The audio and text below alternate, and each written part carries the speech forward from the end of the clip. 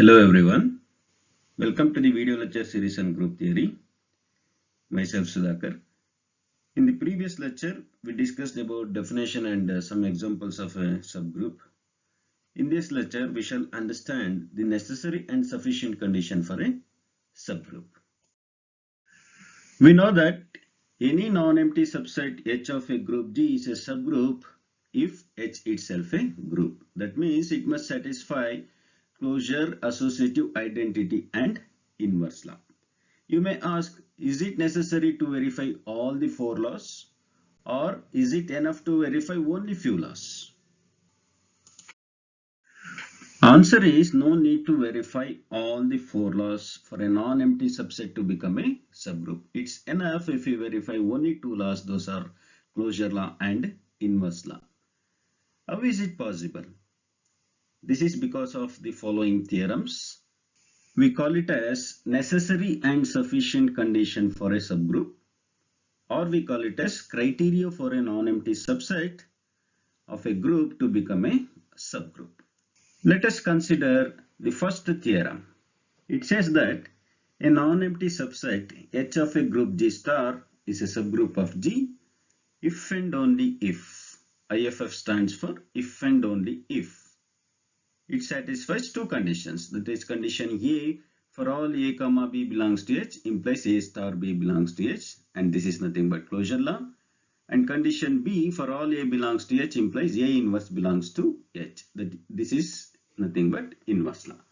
For a non-empty subset H of a group G star is a subgroup of G if and only if it satisfies closure and inverse law. So if and only if means we have to consider two cases. The first case is we shall assume H is a subgroup of G and we have to prove that conditions A and B. And the converse part, the second case we call it as converse part. There we have to assume these two conditions and we have to prove H is a subgroup of G.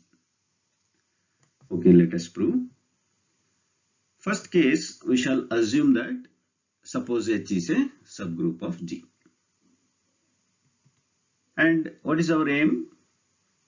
To prove that the conditions A and B are satisfied. That means we have to verify closure law and inverse law are satisfied in H. And what we know about H? H is a subgroup of G. According to the definition of a subgroup, H itself a group. That means it satisfies four laws: closure law, associative law, identity law and inverse law. But what is our aim? We have to verify only two laws.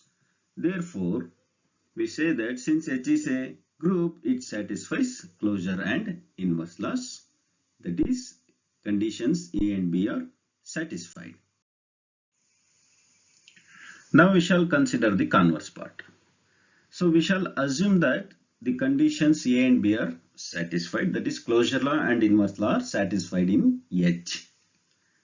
And what is our aim? Our aim is to prove that H is a subgroup of G. Now what we know? H is a non-empty subset of G and conditions A and B are satisfied. This much we have in our hand and we have to prove that H is a subgroup of G. So what is the definition of a subgroup? To become a subgroup, it must be a group. That means it must satisfy all the four laws. Since A and B are satisfied, that means closure law and inverse law are satisfied. Therefore, we have to verify only two laws, that is associative law and identity law. By condition B, what is the condition B? For all A belongs to H implies A inverse belongs to H. We have, so we shall write that condition. Now, we shall take an element A belongs to H and A inverse belongs to H. How we got A inverse? Because of condition B, that is nothing but inverse law. Now, we know that condition A. What is the condition A? That is nothing but closure law. For all A, B belongs to H implies A star B belongs to H. Now, A belongs to H, A inverse belongs to H. In place of B, we have A inverse. That's all. So according to condition A, that is using closure law, we have A star A inverse belongs to H. Now A star A inverse is nothing but E. Therefore, E belongs to H, or we can say H contains the identity element E. Therefore, identity law is satisfied. Now only one law is remaining, that is associative law. Now what we know about H? H is a subset of G, and we know that G is a group. Therefore we shall write directly associative law is satisfied in H. How? This is because now associative law means we need three elements from where, that is H, not in G because G is already a group.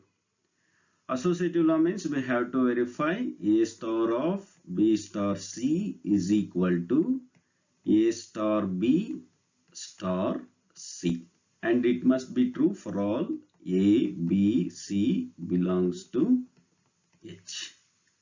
Okay, this is associative law. Now we have A, B, C belongs to H, and what do you know about H? H is a subset of G. Since H is a subset of G, A, B, C belongs to G. And what do you know about G? G is a group. It satisfies associative law, that is A star of B star C is equal to A star B star C. And it is true for all A, B, C belongs to where? We have considered those three elements in H, therefore we shall write belongs to H. Therefore this is nothing but associative law. Therefore we write associative law is satisfied in H. Therefore H satisfies all the four laws, that is closure law, associative law, identity law and inverse law. Therefore we conclude that H is a group under the binary operation star. Since it is a subset of G, therefore H is a subgroup of G. Therefore, a non-empty subset H of a group G is a subgroup of G if and only if it satisfies closure law and inverse law. Now we shall consider theorem 2, and this is the modification of theorem 1. There we had two conditions A and B, that is closure law and inverse law. Here in this theorem 2, those two conditions are combined. So the statement of the theorem 2 is a non-empty subset H of a group G star is a subgroup of G if and only if for all A comma B belongs to H implies A star B inverse belongs to H. Here you can observe that closure and inverse law are combined together. Now let us prove this. Again we have if and only if, we have to consider two cases. So first case we shall assume that suppose H is a subgroup of G. Next, what is our aim? Our aim is to prove that for all. So what we have after if and only if, that we have to prove. So that is for all A comma B belongs to H implies A star B inverse belongs to H. So we have to prove this condition using only one thing, that is H is a subgroup of G. Now, since H is a subgroup of G, it satisfies inverse law. So what is that inverse law? If you take an element B belongs to H, its inverse, that is B inverse also in H. This is inverse law. Okay, now we shall consider two elements. Let A belongs to H and B inverse belongs to H. When we say B inverse belongs to H, if B belongs to H, therefore we shall take two elements.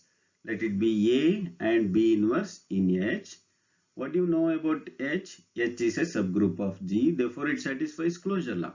So according to closure law, if I take two elements A and B inverse, A star B inverse belongs to H.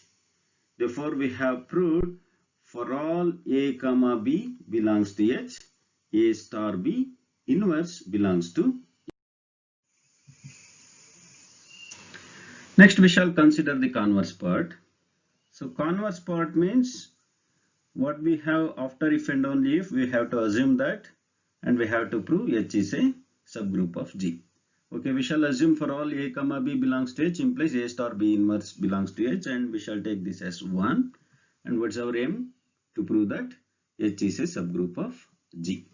And we shall use the previous theorem, that is theorem 1. What theorem 1 says? That a non-empty subset H is a subgroup if it satisfies only two laws, that is closure law and inverse law. So we shall use that concept. Now by statement 1, so we shall take in place of B again A. What happens? So A star, instead of B inverse, it becomes A inverse. Therefore, for all A belongs to H, that means I am taking A itself.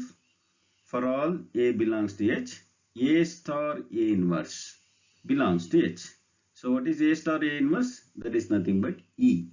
So E means identity element, therefore H contains the identity element, therefore identity law is satisfied.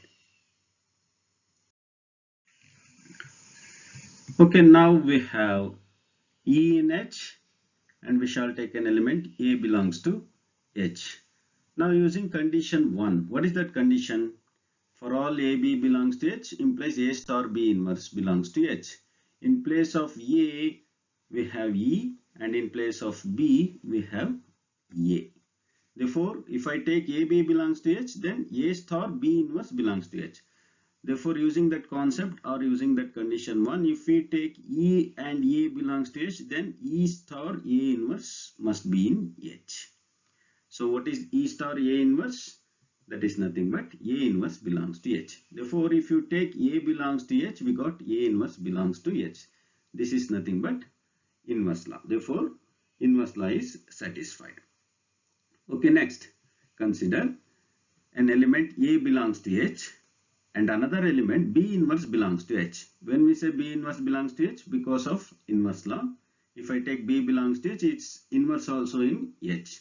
Therefore, again using 1, if you take two elements A and B inverse, A star B inverse, therefore A star inverse of second element, that is inverse of this element, that is B inverse whole inverse must be in H. This is using condition 1.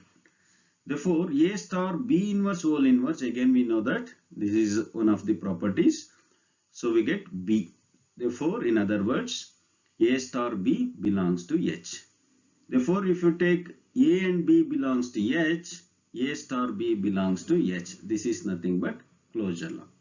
Therefore, we have inverse law is satisfied, closure law is also satisfied. Therefore, using theorem 1, what theorem 1 says? That any non-empty subset of a group G to become a subgroup, it must satisfy only two laws, that is closure law and inverse law. Therefore, we say that H is a subgroup of G. Next, we shall note few points. If the binary operation is multiplication in the previous theorem, then H is a subgroup of G if and only if for all A comma B belongs to H implies AB inverse belongs to H. So if the binary operation in the previous theorem, we have taken the operation as star in general. It may be any operation. Therefore, if the binary operation is multiplication, then what happens to that theorem? For all A comma B belongs to H implies AB inverse belongs to H. And the second point, if the binary operation is addition, then H is a subgroup of G if and only if for all A comma B belongs to H, A minus B belongs to H. So how we got A minus B? The binary operation is addition. So in general, we have proved for all A comma B belongs to H, for all A comma B belongs to H implies A star B inverse belongs to H. So in place of star, the binary operation is addition. Therefore, A plus B inverse. Inverse of B in addition, that is nothing but minus B. What is the inverse of B in addition? Minus B belongs to H. A plus of minus B is nothing but A minus B belongs to H. Because of this, we have A minus B belongs to H. Therefore, you remember this. These are all important. And another point, we note that a non-empty finite subset of a group G is a subgroup of G. A non-empty finite subset of a group G is a subgroup of G if it satisfies only closure law. No need to verify inverse law. So if you come across a finite subset of a group G, then verify only closure law. If closure law is satisfied, then we say it is a subgroup of G. Okay, now we can define a subgroup in three ways. The first one is which we defined in the previous lecture. A non-empty subset H of a group G star is called a subgroup of G if H star is itself a group. And another way, that is using theorem 1, a non-empty subset H of a group G star is a subgroup of G if it satisfies closure and inverse law. Or you can define in another way using theorem 2. A non-empty subset H of a group G star is a subgroup of G if for all A comma B belongs to H implies A star B inverse belongs to H. So in the examination, if the question is define a subgroup, you can define in any one of these ways.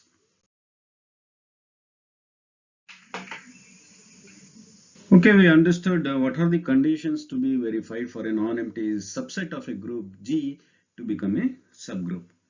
Now the question is how to prove that a subset of a group is not a subgroup. So you can verify any one of these conditions. First one is show that the identity element is not in the subset, or exhibit two elements of the set such that their combination under the given binary operation is not in the set. That this is nothing but closure law. Or exhibit an element of the set whose inverse is not in the set. As usual, this is nothing but inverse law. Therefore, you can verify any one of these laws to show that any subset of a group is not a subgroup. Okay, let us consider an example. Let G be a group of non-zero real numbers under multiplication. Let H be a set of all elements of G such that X is equal to 1 or X is irrational number. That means H contains one and only one rational number, that is 1. It doesn't contain 0, 2, 1 by 2, etc. And also H contains all irrational numbers, that is root 2, root 3, root 2 plus root 3, etc. It contains all irrational numbers. In case of rational number, it contains only 1. And let K be the set of all elements of G such that X is greater than or equal to 1.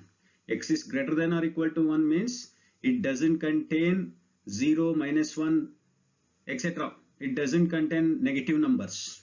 So we have all rational and irrational numbers greater than or equal to 1. Now the question is H and K subgroup of G? So we have to check whether H and K are subgroups of G. Now what is the identity element in R star? Since this is a group under multiplication, clearly identity element is 1. Now whether H contains identity element? Yes, H contains 1. Therefore H has the identity element. Similarly, K also contains 1 because K has the elements greater than or equal to 1. Therefore 1 belongs to K. Therefore K contains the identity element. Now we have to check either closure law or inverse law. Okay, now you can consider any irrational number in H. So I take root 3 belongs to H. Now what happens to root 3 into root 3? Since the binary operation is multiplication, root 3 into root 3, that means I am using the closure law. I am taking root 3 twice. Root 3 into root 3, answer is 3. 3 doesn't belong to H. H contains only one rational number, that is 1, and all other are irrational number. Therefore 3 doesn't belong to H. Therefore closure law fails. Therefore H is not a subgroup of G. Similarly, we shall consider a number which is greater than 1. Okay, let it be 2. 2 belongs to K. Now what is the inverse of 2? Inverse of 2 is 1 by 2, because 2 into, since the binary operation is multiplication, 2 into 1 by 2 is equal to 1. That is identity element. Therefore inverse of 2 is 1 by 2, but 1 by 2 doesn't belong to K. 1 by 2 is nothing but 0.5, 0.5. K contains all the numbers greater than or equal to 1. It doesn't contain less than 1. 0.5 is less than 1, therefore 1 by 2 doesn't belong to K. Therefore, inverse of 2 doesn't belong to K. Therefore, inverse law fails. Therefore, K is not a subgroup of G. Okay, I hope you understood the necessary and sufficient condition for a subgroup.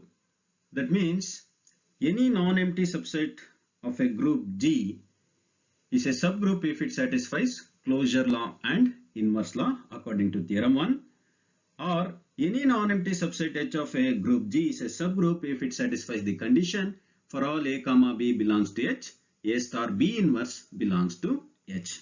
Therefore, using these two theorems, either theorem 1 or theorem 2, try to solve these problems.